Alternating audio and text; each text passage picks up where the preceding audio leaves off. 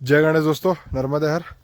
तो कल हम अमरकंटक में थे, हमारी पूजा वूजा हो गई, रात अमरकंटक में रुके थे और अभी हम निकल चुके हैं। और अभी ये जो आपको बोर्ड बताया ना, यहाँ से मध्य प्रदेश चालू हो गया और इसके पीछे छत्तीसगढ़ था। तो छत्तीसगढ़ में बोले कितना किलोमीटर चले हम? 8-10 किलोमीटर। हम करीब 8-10 किलोमीटर छत्तीसगढ़ से चल के आए। और यहाँ से अभी जंगल इलाका लगा है ना, हाँ, जंगल इलाका, तो वन विभाग। और ये यहाँ से डिंडोरी लग गया। कौन सा जिला लगा? हाँ, डिंडोरी चालू हो गया। यहाँ से डिंडोरी जिला चालू हो गया है। तभी हम डिंडोरी में एंटर हो चुके हैं और आई की तरफ बढ़ रहे हैं। तो आगे रास्ता कैसा क्या है मैं आपको बताता हूँ, और जितना हो सकेगा अभी आपको शॉर्ट में और अच्छी इन्फॉर्मेशन दूंगा। तो अभी तो वैसे मैं थोड़े दूर मैया जी से मतलब दूर ही चलूँगा, 1-2 किलोमीटर, क्योंकि मार्ग वही है। अब आगे देखता हूँ क्या है। और आज मकर संक्रांति है, आप सबको मकर संक्रांति की शुभकामनाएं। हाँ, मकर संक्रांति की हार्दिक हार्दिक शुभकामना। चलिए फिर मिलते हैं आगे। ये मध्य प्रदेश शासन का वन विभाग का मैप है। मैं इसलिए इसको शूट कर रहा हूँ कि जो भी परिक्रमावासी आए तो उनके लिए थोड़ा इजी रहेगा। तो आप ये वीडियो पॉज करके इसका स्क्रीनशॉट ले लें और इससे आपको बहुत मदद मिलेगी। और ये ऊपर का जो चौराहे का अराउंड जो भी क्षेत्र लिखा है, हाँ वो कम से कम 20 किलोमीटर का परिसर है। हाँ, जो परिक्रमावासी है वो 20 किलोमीटर ऊपर चक्कर लगाना पड़ता है। तो ये मत सोचो कि तुम्हारा काम जल्दी होने वाला है। ऊपर आने के बाद कम से कम एक दिन, आपको ये पूरा खत्म करने के लिए एक दिन लगेगा। तो ये आप इसका स्क्रीनशॉट ले लिया और बहुत आपके लिए मददगार है। तो फिर मैं मिलता हूँ आपसे आगे। तो ये आपको एक खाई दिख रही है ना, इधर खाई के बीच में से एक रास्ता है जो कबीर चबूतरा को जाता है। कबीर चबूतरा वो है, जब कबीर जी भांडवगढ़ जा रहे थे, भांडवगढ़ कुछ बताया, तो वहाँ जाते समय वो उनके जीवन के कुछ समय उन्होंने यहाँ बिताया है कुछ संतों के साथ। और यहाँ बहुत सारे दोहे वगैरह उन्होंने यहाँ पे बोले हैं। कई लोग बताते हैं यहाँ पे समाधि है उनकी, और कई लोग बोलते हैं समाधि नहीं भी है। तो इस चीज़ में थोड़ी मतलब लोग अटके हुए हैं, पता तो नहीं क्या है, पर ये कबीर चबूतरा है और यहाँ से डिंडोरी का रोड है। तो आगे निकल रहा हूँ और मिलता हूँ आपको आगे। और कभी आप आएँ तो कबीर चबूतरा ज़रूर घूमिएगा। एक खाई में उल्टा पड़ रहा है इसलिए हम जा नहीं रहे, पर जब भी समय मिले तो आप आइए और कबीर चबूतरा घूमिए। चलिए ठीक है, मिलते हैं आपसे आगे। अभी हम ऊपर घाट से नीचे उतर गए हैं और रास्ता बड़ा ही अच्छा है। और ये सामने आपको दिख रहा है टनल टाइप, ये पूरे पेड़ों की टनल बनी हुई है। मैं आपको और पास से नज़दीक से दिखाऊंगा इसको।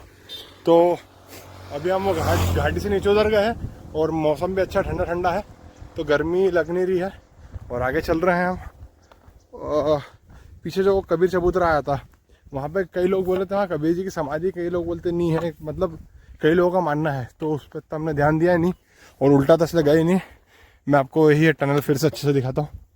पूरी पेड़ों की बनी हुई नेचुरल टनल, और बहुत ठंडक मिलती है यहाँ पे। तो यहीं से आगे बढ़ते हुए हम जा रहे हैं। देखो वैसे शाम तक कहाँ पहुँचते हैं। और पूरा रोड यही है, परिक्रमा मार्ग यही। हमको लगा था कि हम अलग से रोड से जा रहे हैं, पर परिक्रमा मार्ग यही है। तो ये परिक्रमा रोड पे ही है। तो कुछ खास जगह आएगी तो मैं बताऊँगा, वरना रोड पे बताने से कुछ, सीधे ही रोड पे बताने से कुछ ज़्यादा मतलब है नहीं।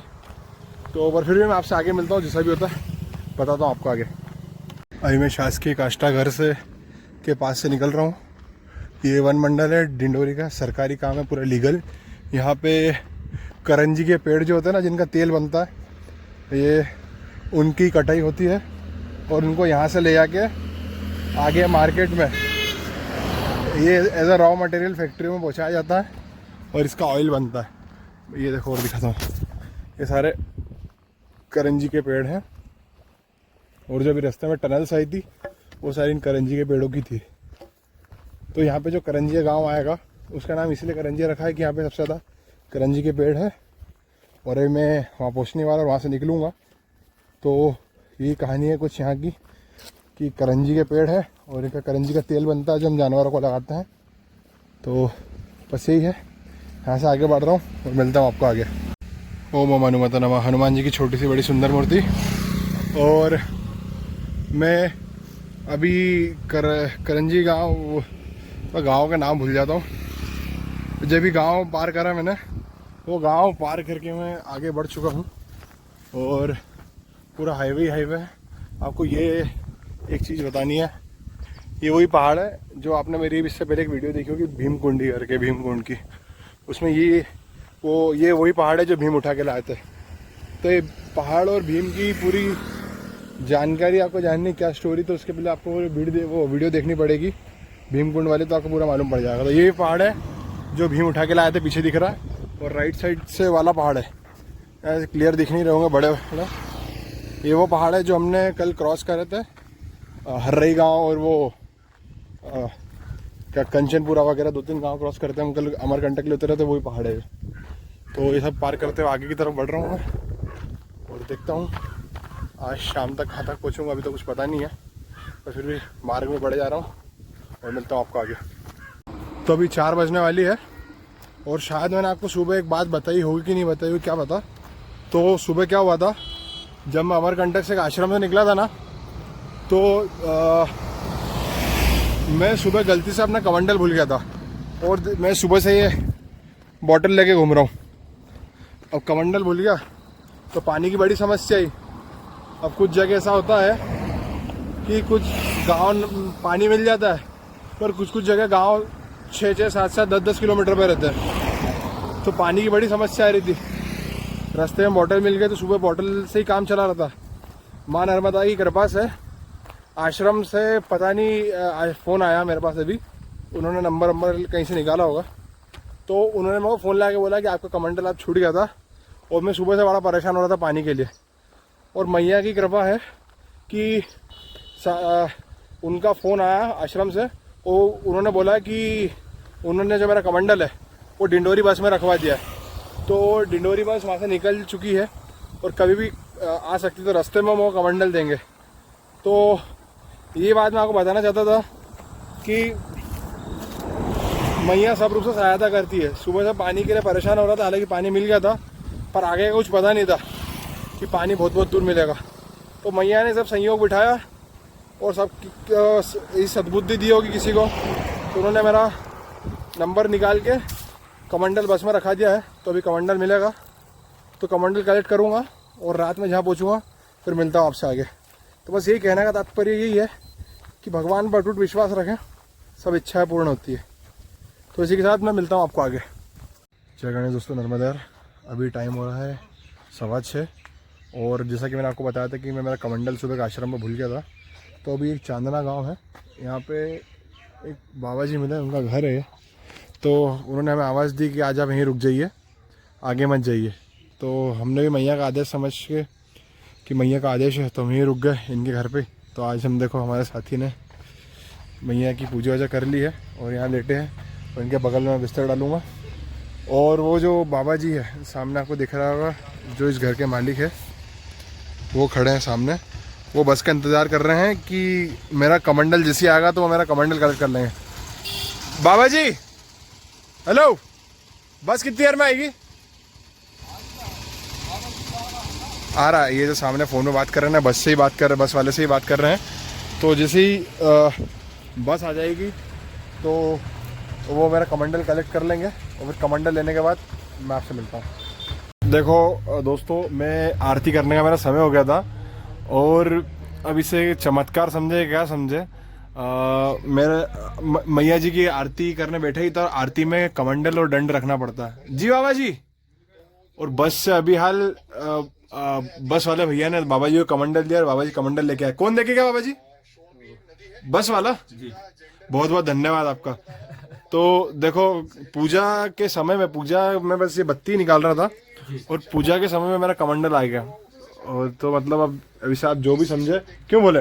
मैया की कृपा है और कुछ नहीं है। बताओ कैसे कमंडल, कैसे क्या हो गया था? कमंडल हम सुबह जब निकले अमरकंटक से, तो हमने वो भूल गए थे वहाँ, और हम लोग ऑलरेडी 3 किलोमीटर 4 किलोमीटर आए थे गांव के बाहर, और तभी कोई बाइक वाला भी नहीं था लेके जाने के लिए और लाने के लिए। तो फिर मैं ओम नर्वस हो गया था, तो मैं ओम को बोला, देख ओम, ये मटेरियलिस्टिक चीज है, उससे ज्यादा अटैचमेंट मत रखो, अगर अपना नसीब में है तो अपने को मिल जाएगा। एक काम करो, वो बाबा जी को फोन करके बता देना कि मेरा ये कमंडल रह गया। पर बाकी उस टाइम बाबा जी से भी कांटेक्ट ना कर पा रहे थे, 3-4 बार नहीं हुआ कांटेक्ट। और बाबा जी के पास नंबर था, तो बाबा जी ने आगे रह के पता नहीं कहाँ से नंबर निकाला और फोन लगा दिया। और फिर उन्होंने कहा कि हमारी बस, यहाँ से कोई यात्री बस से जाने वाले हैं नीचे डिंडोरी की तरफ, और नीचे उसके भी अगले स्टेशन में। तो जाते समय रास्ते में आप जहाँ भी रहोगे वो ड्राइवर को आपका नंबर दिया है उसको बोल देना, तो वहाँ बस रुका के आपको मिल जाएगा। अभी हम आ गए इधर गोरखपुर का आगे एक 10 चांदना। किलोमीटर आगे चांदना नाम के विलेज में आ गए। तो जैसे ही आ गए तो हमको वो बस ड्राइवर का फोन आया कि मैं यहाँ 6:40 तक बस हमारी आ रही है। तो ये भाई साहब जहाँ हम रुके हैं उन्होंने खुद जाके नर्मदा बाबा जी, हाँ, उन्होंने खुद जाके उधर वो रुके और ये कमंडलू अभी हमारे पास आया है। ये केवल मैया का चमत्कार है और कुछ भी नहीं है। ये सच घड़ी हुई हकीकत है। ये आपको लगे कि ये स्टोरी है, लेकिन आप मानो या ना मानो ये मैया की कृपा है। हम ये विलेज में आ रहे थे और ये बाबा जी जो है, बाबा जी आपका नाम क्या है? बाबा जी कहीं गए कुछ काम से। तो वो उधर रास्ते में खड़े थे, वो हमको बुलाया उन्होंने और बोले अभी इतना समय हो चुका है तो आप कहाँ जाओगे? तो हम बोले कि हम आगे बढ़ते हैं, जब सूरज का अस्त हो जाएगा तब जो जगह मिलेगी हम सो जाएंगे। तो उन्होंने हमको इनवाइट किया। वो बोले हमारे घर में आप आ सकेंगे क्या? बाबा जी आपका नाम बताइए प्लीज। राम कुमार टेकाम। हाँ, राम कुमार टेकाम। तो इन्होंने बाबा जी हमारे लिए भोजन भी लिया। उन्होंने हमको उनका घर में आसन लगाने के लिए जगह दी, भोजन की व्यवस्था की। और ये भी 18 तारीख को उनकी परिक्रमा शुरू करने वाले हैं। 18 तारीख को करना बाबा जी 18 तारीख को करने वाले हैं। मैया की यात्रा सफल आपके करा साथ कितने जन आने वाले हैं? 52 लोग। 52 लोग आने हैं और वाहन से परिक्रमा करने वाले हैं। तो ये मैया ही सब परिक्रमावासी को मिला जुला देती है। नर्मदा यार। तो ये जो कमंडल होता है हमारा अक्षय पात्र होता है, ये पूजन में रखा जाता है। और मैं आज सुबह थोड़ा उदास हो गया था क्योंकि अक्षय पात्र गुम हो गया था, पर मैया ने किसी ना किसी रूप में मेरा अक्षय पात्र वापस पहुंचा दिया है। और मैं मैया जी की पूजा कर रहा हूँ और पूजा करके भोजन करके बाबा जी ने हमें भोजन भी दे दिया है। भोजन करके आज विश्राम ही करूँगा और आपसे कल मिलूँगा। तो फिर मिलते कल आपसे। जय गणेश, नर्मदा यार, हर हर महादेव। और भगवान पर अटूट विश्वास रखिए और जो आपका है वो भगवान आपको हमेशा देगा और उससे ज़्यादा ही मिलेगा। तो भगवान में विश्वास बनाए रखें, बाकी सब भगवान पे छोड़ दिए। चलिए, जय गणेश, नर्मदा यार, हर हर महादेव।